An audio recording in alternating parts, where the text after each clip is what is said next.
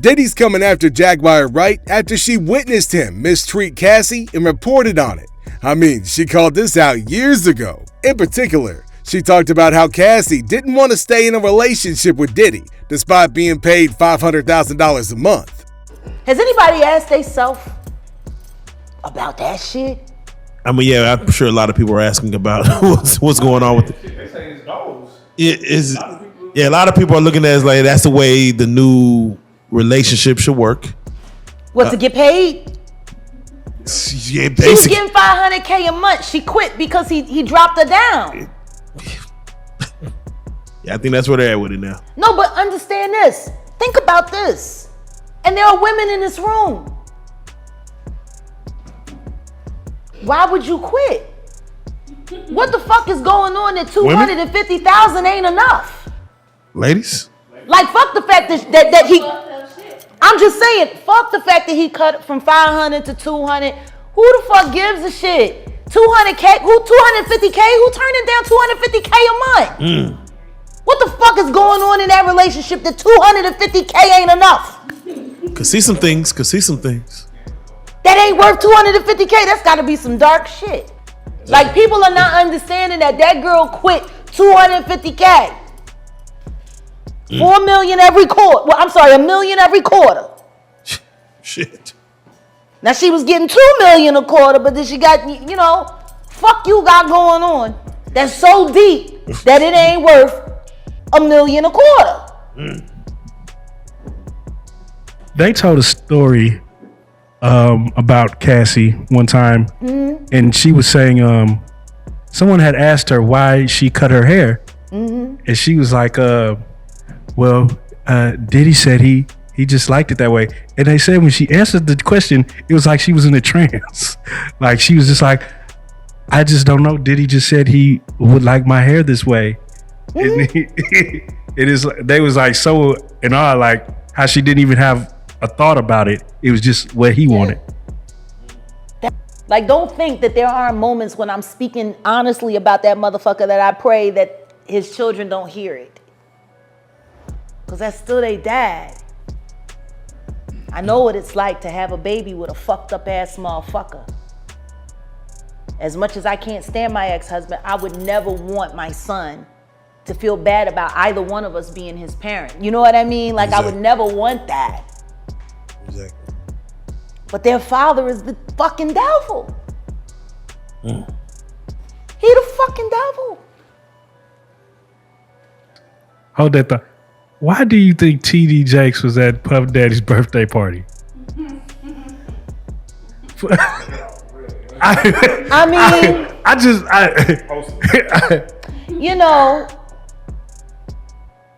Do you remember when Bernie Mac played the minister in Friday? Yes. That's how I feel about TD Jakes. Like, that's how I see. Oh, Miss Parker, come to pray. But for him to be at a Diddy party? She also went on to talk about how Diddy's enemies conveniently always seem to disappear. I was thinking to myself the other day, Uptown Records started with 5 people. Andre Harrell, I'll Be Sure, Heavy D, and Puffy. And Kim was the longest working employee because she was there from the very beginning. She was Andre's personal assistant.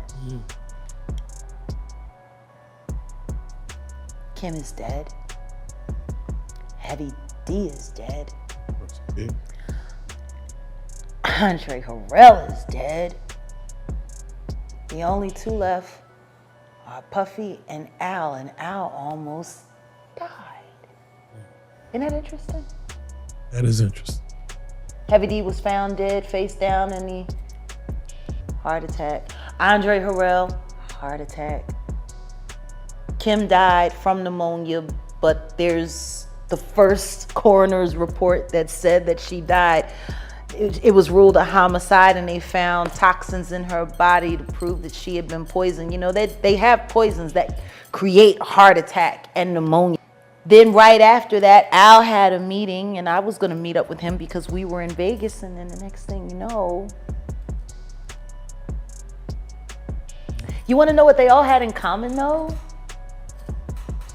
The survivors and the late of Uptown Records, they were all writing tell-all books. Andre was writing a book right before he died. Heavy D was working on a book before he died. Kim Porter was working on a book before she died. And Al B. Sure was working on the documentary of his life. And then he goes into a coma. Has Puffy ever been in a coma? Has anything happened to him? He must be the luckiest motherfucker, because it seems like everybody that worked at Uptown Records from the very beginning is gone. Just him. I guess Al disappointed you. You know, I speak for a reason. When you see this bullshit ass motherfucking game fucking with people that you love, that you like, you know, it's too many coincidences. Fuck you, honeycomb. Oh. Stamp it. We gonna get you and your little dog too. And congratulations, Young Miami. Run as fast as Cassie did. And it seems in general that he's always been a bit of a control freak. She saw no way out other than doing what he told her to do. He had mentally controlled her. It's like a pimp. Diddy had pimp potential. He had her mind messed up where it controlled her. She felt no way out. She felt like if she walked out the door, he wasn't going to do the music no more. If she went somewhere or she ran and didn't want to do that, their relationship not only would have been over, he would have painted a picture that nobody else in the industry would have dealt with her. I seen it Wendy Williams. He said it when we was in Cali. When I come back to New York and that BITCH is on the radio.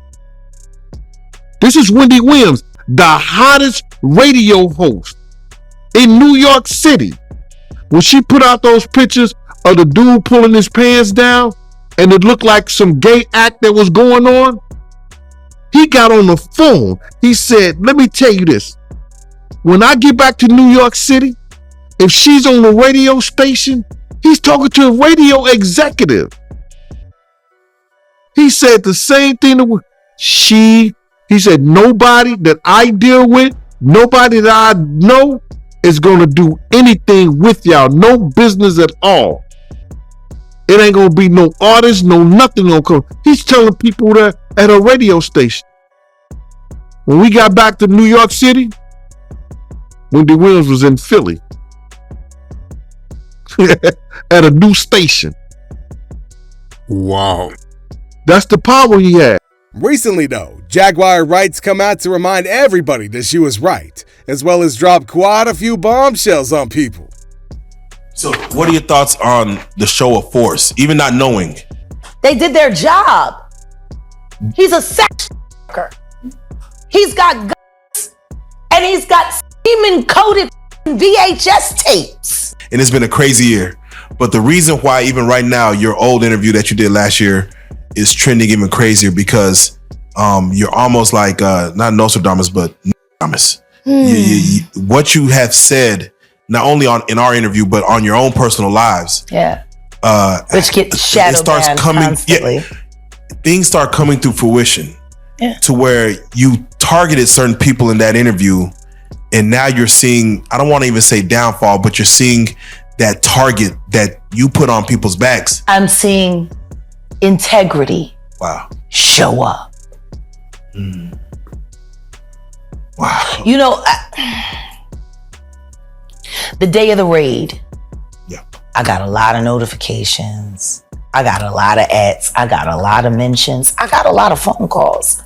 When you said the day of the raid, you're talking about the raid on both Miami and California. Diddy's And New homes. York simultaneously. Wait, New York was Yeah, the New York house was raided as well. Oh wow, that didn't even. Yeah, they didn't even really. 3 states working in tandem, and they did not tell the officers who they were raiding. They went in tactical as they were instructed to. They didn't know they was raiding Diddy's house. Diddy being a Fed informant, that he had people in the force and they wanted to make sure that went through legit. So they ain't tell nobody whose houses they was going to. That's why you see the guns. The cops didn't know that it was Diddy's house over there in Beverly Hills around the corner from the Playboy Mansion. They didn't know until they seen the kids. So, what are your thoughts on the show of force, even not knowing? They did their job. He's a sex worker. He's got guns and he's got semen-coated fucking VHS tapes. No. I would have went in a hazmat suit. So, let me ask you this. When you first told us about your thoughts and you honeycombs is what you Yeah, the honeycomb. Shout out to Jamil Peterson. He's added a new one. He called him the Diddy Glover now. Cause when he ain't got the Beijing and he say he look like Danny Glover. Oh man. So he's AKA Diddy Glover now. Shout out to Jamil Peterson. I Am Comedy. So I want to stay right here. We're gonna stay within this pocket, but I'm just curious. What did you know that was going on in the world of Diddy, Puff Daddy, P Diddy, that the world didn't know? What did you know back then, 3-4 years ago? Gonna come forward. So how'd you know? What'd you know about what Cat? Because I wish I could explain. Yeah, but if I explain how I knew Cassie was gonna come forward, that could hurt some people. Which is why the last time I sat on this blue couch, I said what I said. Congratulations, young Miami. Run as fast as Cassie did. Did you see something being around Cassie? Did you see anything being around? I don't spend time around Cassie, and I haven't seen Cassie in person since she was with Ryan Leslie. Was there something in her eyes that you saw? The way, like now I'll put it to you this way: there are mutual acquaintances between her and I, and that's as far as I can go. Okay. I don't talk to her, but I speak to her. Did you get a chance to see her indictment? What she claimed happened? Oh no, I reviewed all the files, and everything that she said is everything that I said with Storm Monroe 3.5 years ago. Exactly what I said it was. Were you surprised about anything that came in? No. Wow. So nobody else should have been either. Young Jock. You Diddy doo-wop bop.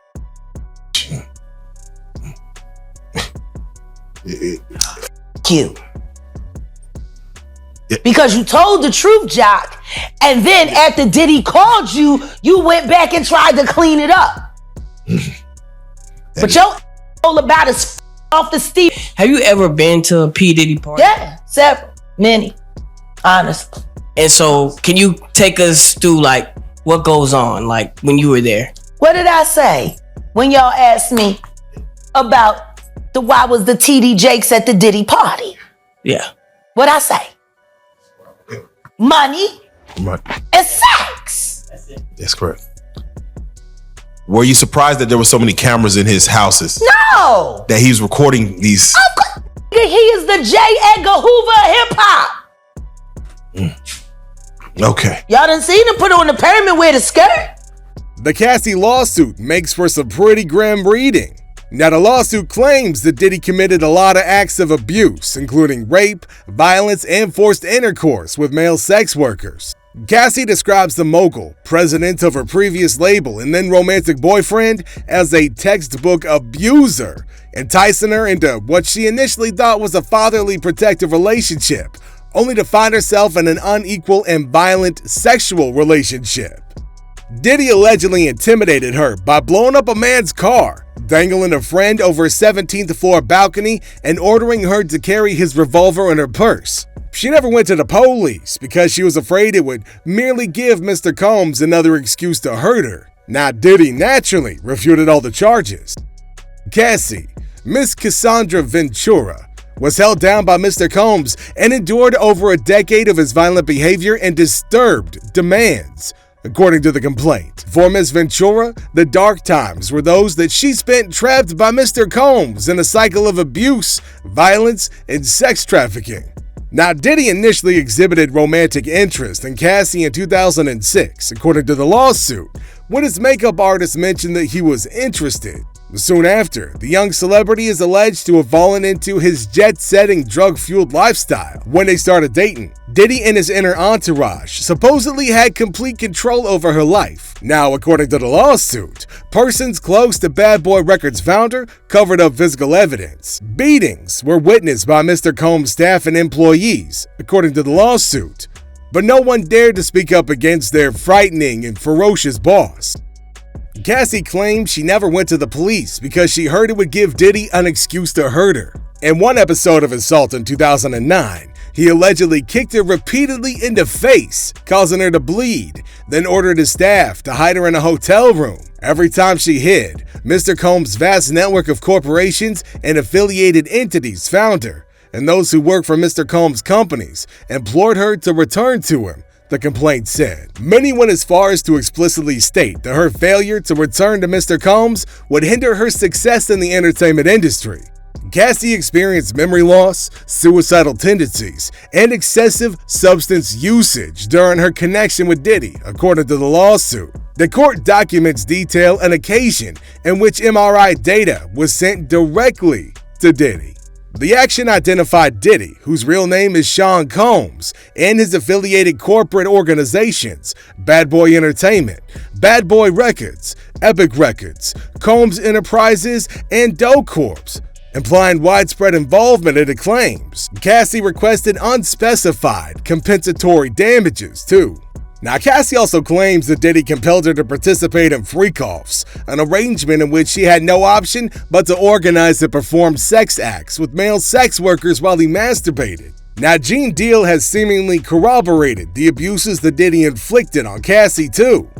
So, looking at this lawsuit, she alleges that, Diddy, he'll make her look online for BBCs for their freak-off sessions. And she say that, in this lawsuit that, Diddy, he enjoyed watching her get smashed by BBCs.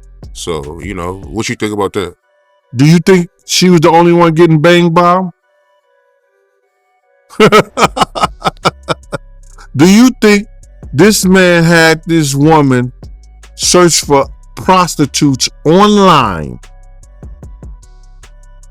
just for them to have sex with her? It's something fishy about that, bruh. Because you got to realize this lawsuit and the information they had and they gave the Diddy people was 6 months ago. So some of that stuff was cut out. Okay, we're gonna give you this, but you got to cut this part out. Let's just say allegedly, or just for the sake of it, Cassie wasn't the only one who wanted, or she didn't want it, but Cassie who searched for the big black, and she was searching for the big black not only for herself, but for somebody else who we all know that was in the room with her. So you feel like Diddy was having sex with the male prostitutes? They had to be for both of them. They was in the room. Right? You're right. It's a freak-off section. Right? She said it's a freak-off section. If she says a freak-off section, brother, she ain't the only one freaking off. The prostitute ain't the only one freaking off. Old boy is freaking off also. Right. So you think he was letting these guys use their BBCs on him? I think that, and me just being a trained investigator and reading through the lines of certain things, and one time I had read something that Cassie couldn't take it no more. She told her friend, and this was she was under a non-disclosure and everything like that. She told her friend she couldn't take it no more because she had seen this dude do something. I've heard plenty of stories about him being on a yacht. That same yacht that Kim was on, and the same yacht she got her nose broken on, that somebody was doing something to him when they walked in the room, and it caused Cassie may have seen some stuff that she ain't really want to look at. But it was freak off day. Right. And when I look at this lawsuit, man, Cassie, she also alleges that, while she was having sex with these male prostitutes, the male prostitutes, and Diddy, they all wore masquerade masks. He didn't want her to know who they were. So if she ever wanted to do what she just did, how did she say how the person look? All she could describe is if they was wearing masks, unless she saw them before they put the mask on. It's craziness, man. And you know what's so crazy is, bruh, that all these stories has been around the industry for a long time.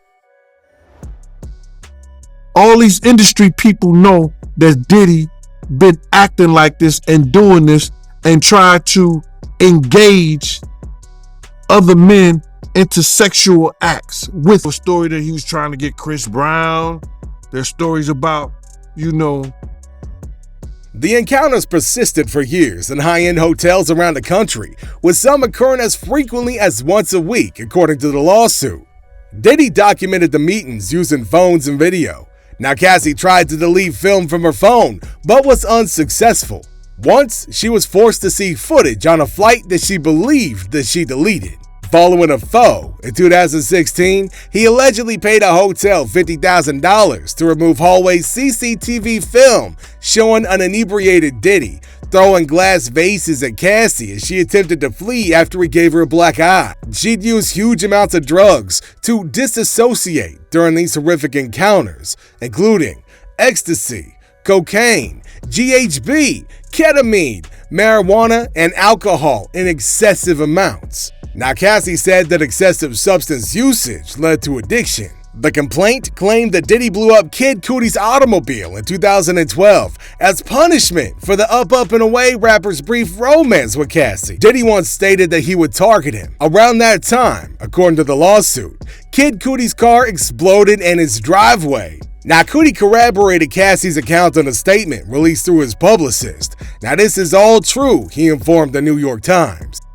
According to the petition, Diddy pushed his way into her home and assaulted her in 2018, even though she repeatedly said no and tried to push him away. Cassie ended her relationship with him after the incident. Now, she dissolved her relationship with Bad Boy later on in 2019. The specifics of the settlement, which was reached just one day after Cassie filed the case, were not disclosed by either party. "We've decided to resolve this matter amicably," Diddy said in a November 18th statement. "I wish Cassie and her family the very best. Love." By striking an out-of-court settlement, Diddy avoided the disclosure of additional, potentially damaging evidence during the official investigation process. Which brings us to the end of today's video. Now, if y'all learning something new, if you're enjoying yourselves, then make sure you like the video, subscribe to the channel, and click on that bell icon so you're notified the next time we drop some new content. Thanks for tuning in. I'll catch you next time.